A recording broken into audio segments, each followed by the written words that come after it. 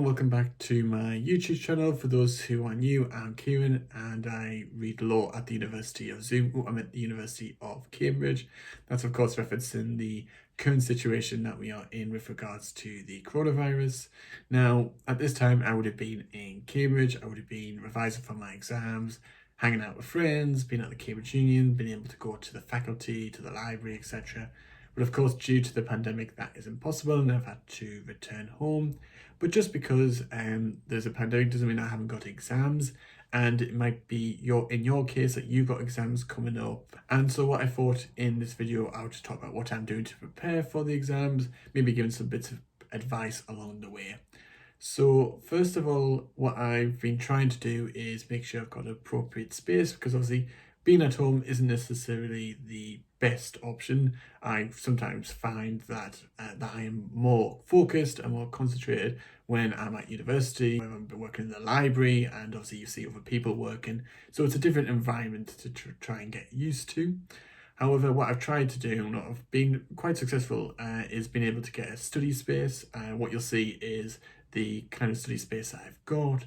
So I've got like photo frames up that I would have been in my room. I've got a nice desk to work at, but next to a window. So I've tried to find an appropriate study space. So at least I feel a bit more comfortable and I'm able to get on with my studies. And it does kind of feel like what I would have had in my room at Homerton, which is the college I'm a part of. So that does make it a little bit better, because I think it's important to try and make with the situation that you're in. You know, sometimes obviously your study room might not be the best. You might be living with people, or you might not have a big room, for example.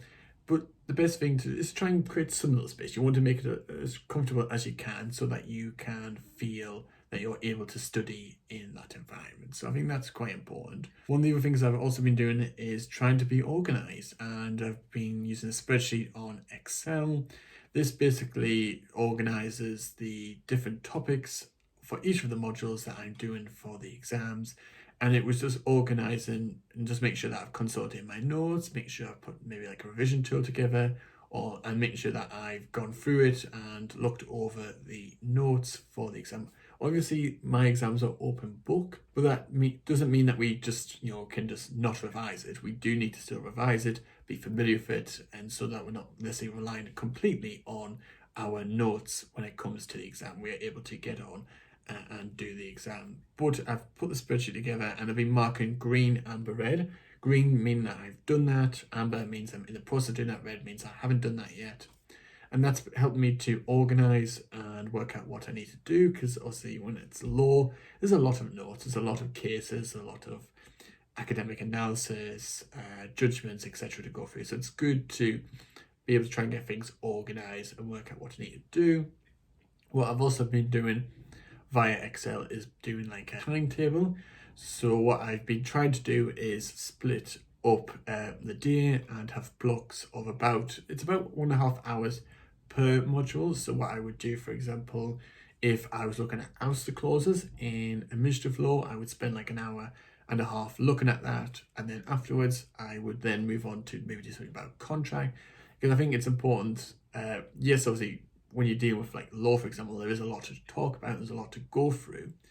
However, spending like extensive long periods of time on a particular topic might not necessarily be as beneficial or as wise, because of energy. You might run out of energy, you might get tired, and you might obviously, I know what I've found is the longer I do a particular thing, the less likely I'm going to be able to stay concentrated. And so I think I've tried to find a balance. Some topics are extensive, and so I might need to spend like a couple of days looking at that topic over those periods of 1.5 hours to 2 hours. But I think it's important to for me to be able to manage my time and be able to go through the different modules, because obviously I'm doing 5 modules for the exams. So yeah, trying to be organized is a good way. It's also a good way of being motivated as well. If you know what you're going to be doing that day and you know when you're going to be doing it, that can help to be motivated. Now, I'm going to confess, I've succumbed to the enemy that is procrastination.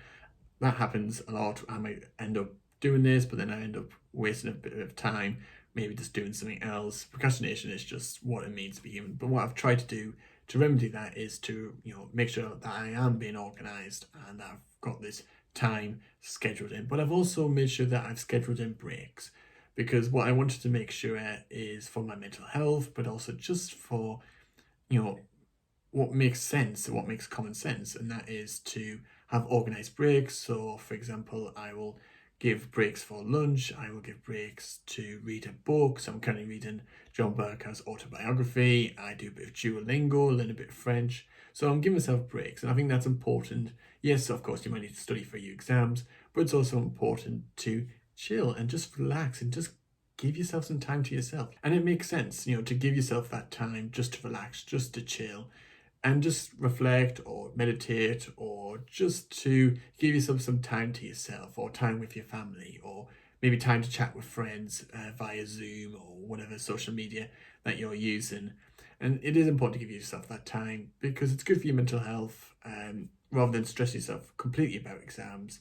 For being able to do other things can be useful at the same time. And I find it useful to just step back from everything and just relax and do something else. Take my mind off and let myself recharge, let myself just relax for a little bit before I go on to do something else. What I also am doing to get organized for the exams is I am been annotating and putting labels on these statute books. Now, if you do law, for exam, you'll need a statute book.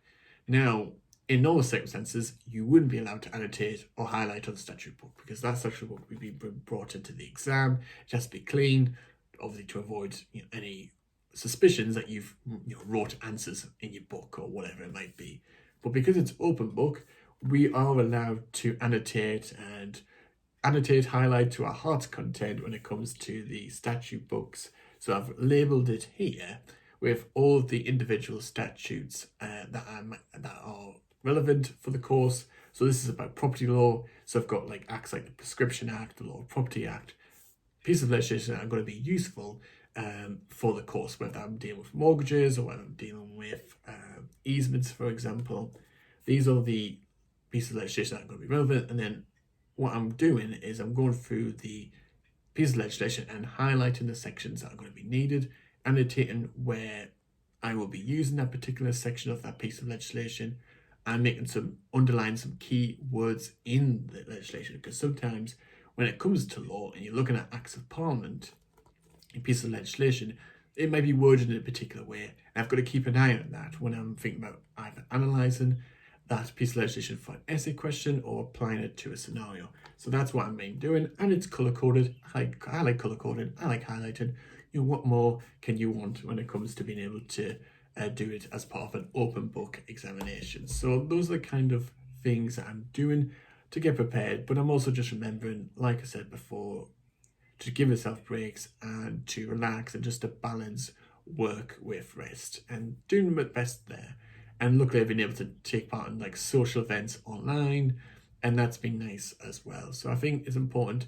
Yes, we're obviously at a very difficult time because at a very uncertain time, but we have to deal with the situation we're in, respecting the guidelines that are in place, but also making sure that we are trying to do our best to get ready for the exams. Obviously, it's not the ideal situation we want. We want to be able to be with our friends and be at our university, not necessarily be stuck in our home.